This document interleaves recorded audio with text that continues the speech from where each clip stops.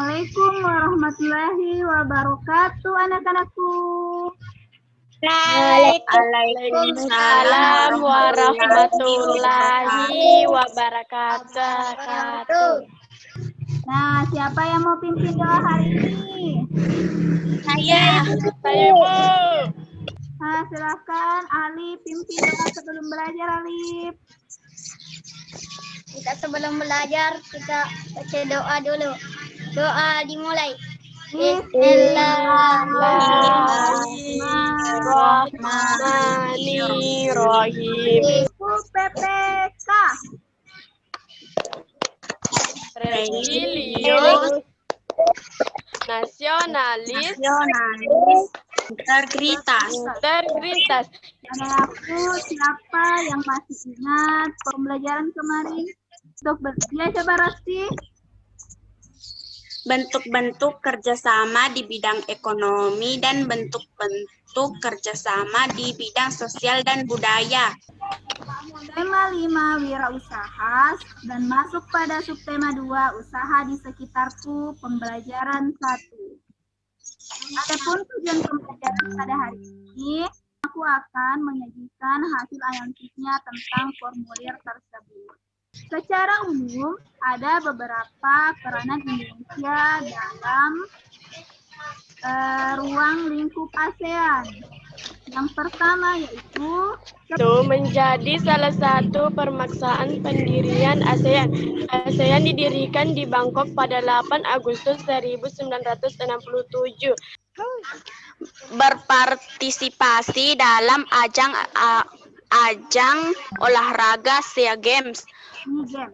Indonesia membuat kawasan negara perdagangan bebas (AFTA) yang bertujuan untuk menciptakan wilayah perdagangan bebas di seluruh kawasan ASEAN. Ada berapa negara pendiri ASEAN? 5. Coba siapa yang bisa sebutkan? Sebut namanya, Nak.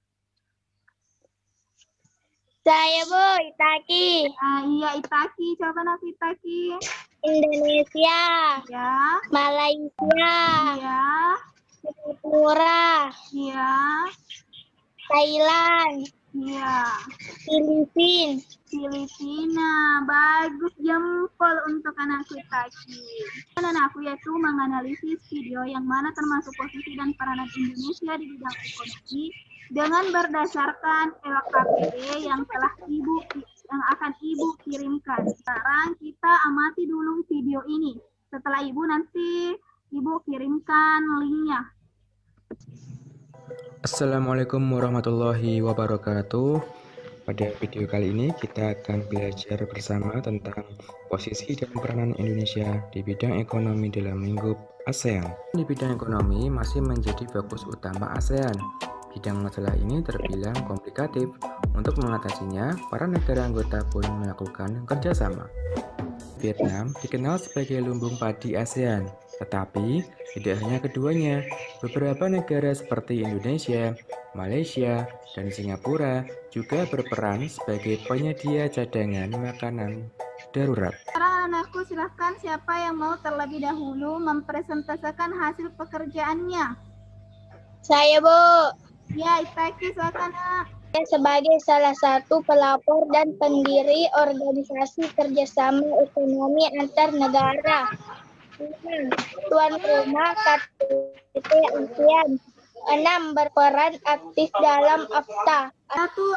Posisi peranan Indonesia itu sebagai melakukan kegiatan ekspor dan impor. Nah, kegiatan ekspor dan impor di sini yaitu tadi ada berupa produk elektronik. Nah, pertanyaan Ibu, produk elektronik atau barang-barang elektronik apa saja yang anakku miliki di rumahnya? Televisi. Ya, apalagi?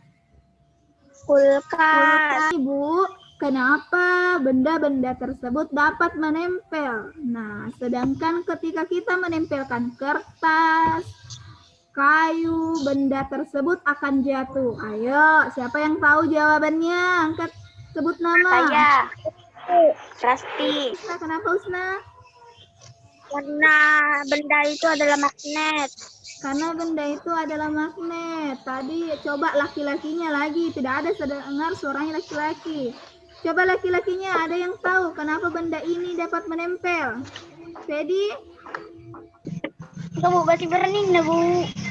Entah besi berenang, karena kalau dalam bahasa Indonesia besi barani itu dikatakan magnet. Hebat semua jawabannya, tepuk tangan dulu. Jawabannya tadi adalah karena benda tersebut adalah benda magnet.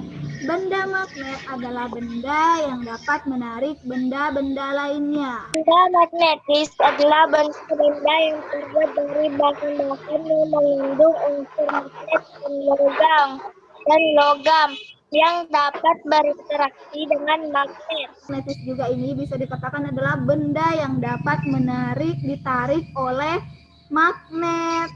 Kedua adalah benda non-magnetis.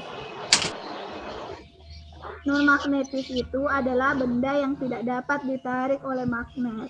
Nah, coba dari analisis gambar ini, coba anak-anakku dari sini bisa tidak menentukan yang mana benda magnetis dan non-magnetis? Yang mana termasuk benda magnetis? Gunting dan kunci. Benda magnetis terbagi menjadi 3 jenis bahan. Yang pertama, siapa yang mau bacakan? Sebut namanya. Ana, Bu. Pasti. Oh iya, Anna. Ada tadi Anna. Coba Anna. Adalah bahan yang ditarik dengan kuat oleh magnet, contohnya baja. Diamagnetik adalah bahan-bahan yang sedikit menolak magnet, contohnya seng atau dari bismut.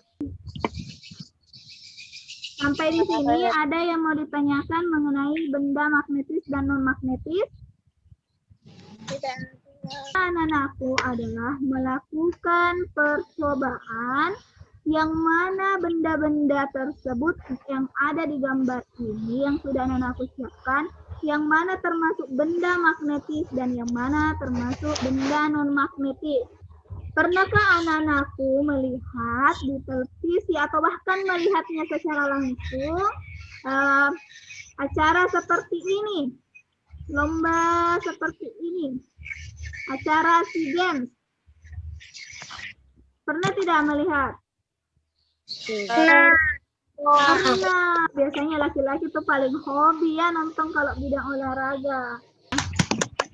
Anak-anakku yang hebat, selain tadi perlengkapan pakaian, penyediaan atlet-atlet yang profesional, nah ada hal yang paling penting yang perlu disiapkan untuk menjadi peserta di SEA Games ini. Apa itu?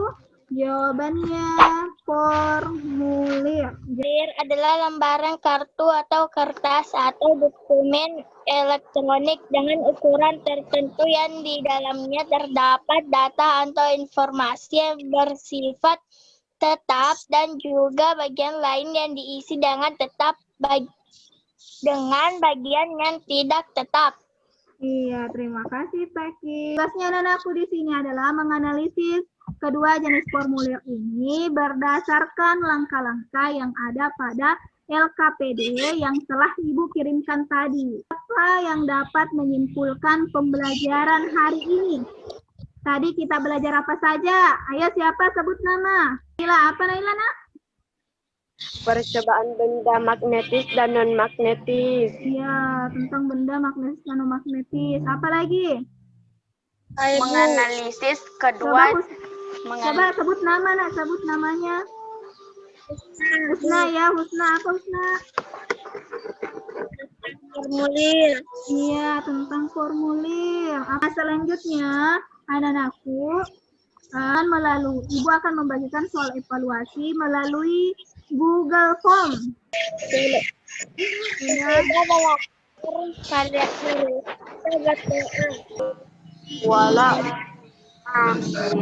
Oke, sekian pembelajaran hari ini. Assalamualaikum warahmatullahi wabarakatuh.